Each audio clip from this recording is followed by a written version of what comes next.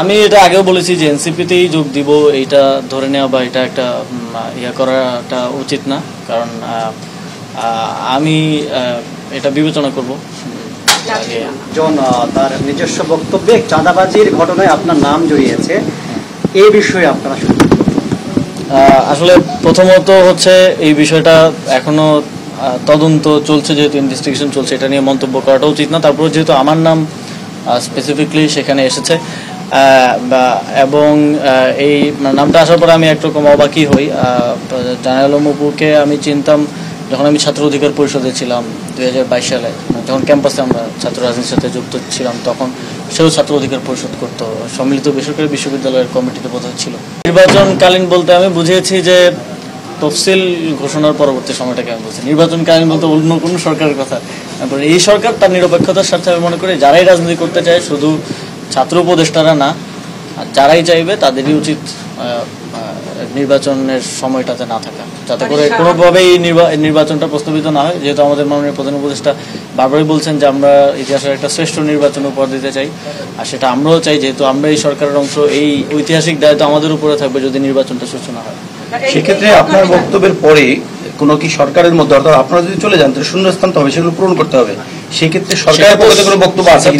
সরকারের সিদ্ধান্ত, এবং এই বিষয়ে আসলে আমি টকশোতে র্যান্ডমলি কথার সময় বলেছি, এই বিষয়ে সরকারের ভিতরেও আমাদের চূড়ান্ত সিদ্ধান্ত হয়নি। সরকারের ভিতরে আমরা নিজেরা আলোচনা করবো চূড়ান্ত একটা সিদ্ধান্ত।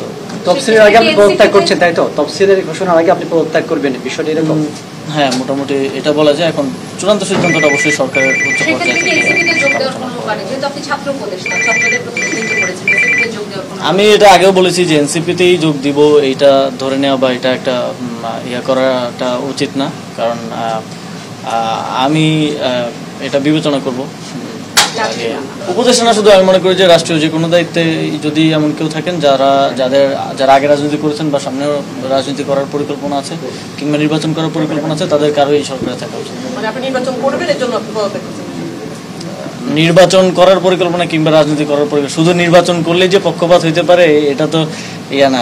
কেউ যদি রাজনীতিও করে সরকারের থেকে, তাহলে সেও তো নির্বাচনকে প্রভাবিত করতে পারে। সে নিজে নির্বাচন না করেও তো নির্বাচনকে প্রভাবিত করা যায়।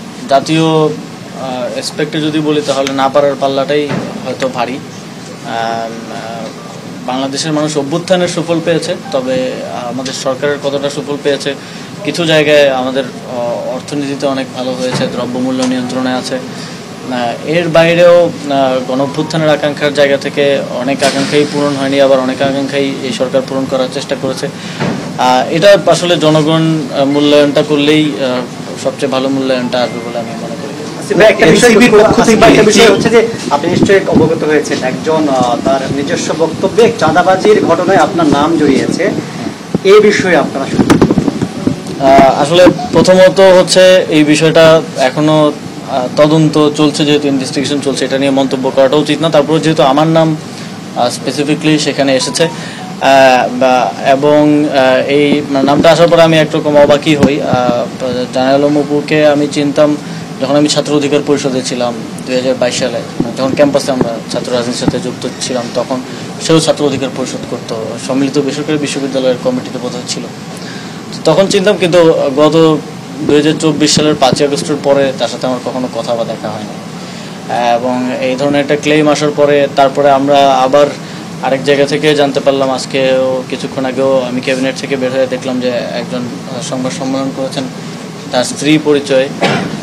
আমি খোঁজ নেওয়ার চেষ্টা করছি যে আসলে কী ঘটনা, তবে তিনি সেখানে দাবি করেছেন যে অপুকে গুম করে নিয়ে এই স্টেটমেন্ট আদায় করা হয়েছে জোরপূর্বক। যদি এরকম কিছু হয়ে থাকে, এটা আসলেই অত্যন্ত শঙ্কাজনক। 5 আগস্টের পরের বাংলাদেশে আমরা যদি আবারও আগের মতো, এটা আসলে ঢাকা বিশ্ববিদ্যালয়ের গেস্ট রুম হতো, আপনারা জানেন, আমাদের এখানে আয়নাঘর ছিল, যেগুলো 5 আগস্টের গণঅভ্যুত্থানের ফলে এখন অকার্যকর।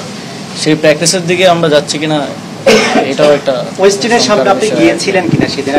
সিসিটিভি ফুটেজে দাবি করা হচ্ছে যে আপনি বাইকে চড়ে গিয়েছিলেন ঠিক ভোর রাতে, আপনি গিয়েছিলেন আদৌ সেখানে?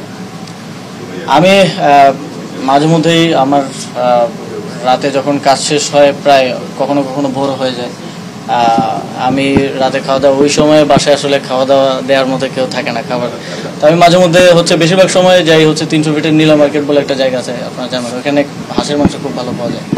তো ওইখানে হয়তো যাই 4-5 জন মিলে। তো আবার মাঝে মধ্যে ওইটা আবার বেশি ভোর হয়ে গেলে বন্ধ থাকে, তখন ওইদিকে ওয়েস্টিনে যাওয়া হয়। তবে এক্সাক্ট ওই দিন আমি গিয়েছিলাম কিনা বা সেখানে ছিলাম কিনা এটা আমার 17 জুলাই আপনার যেটা দেখা যাচ্ছে সেটা কি আপনি কি না 17 জুলাই রাতে। সাদাই পরে এখন দেখেন সিসিটিভি ফুটেজে হেলমেট পরা যে কাউকে যদি আমাকে বলে দাবি করা হয়, এটা কতটুকু আসলে বিশ্বাসযোগ্য বা কতটুকু আমি এই বিষয়ে আর বেশি কিছু বলতে চাই না, কারণ এটা তদন্তের অধীনে একটা বিষয়, যেহেতু তারপরে অনেক কিছু বললাম, কারণ আমার বিষয়ে যেহেতু এলিগেশন আসছে আমি সেজন্য বললাম। মানে আপনি মোটাদাগি তো অস্বীকার করছেন অভিযোগটা? হ্যাঁ, এর সাথে ভাই আমার কোনো ধরনের সম্পৃক্ততা নাই, এবং আমার মনে হয় না এখনও কেউ এরকম কোনো প্রমাণ দিতে পেরেছেন আমার সম্পৃক্ততা আছে। বরং আরও যার সাক্ষাৎকার নেওয়া হয়েছে, এই সাক্ষাৎকারটা একজন রাজনৈতিক নেতার বাসায় একজনকে জোরপূর্বক নেওয়া হয়েছে বলে যে অভিযোগ এসেছে এটাও অত্যন্ত গুরুতর একটা অভিযোগ, এবং সেটা পরিবারের দিক থেকে এসেছে, যথেষ্ট রিলায়েবলও এখন পর্যন্ত মনে হচ্ছে।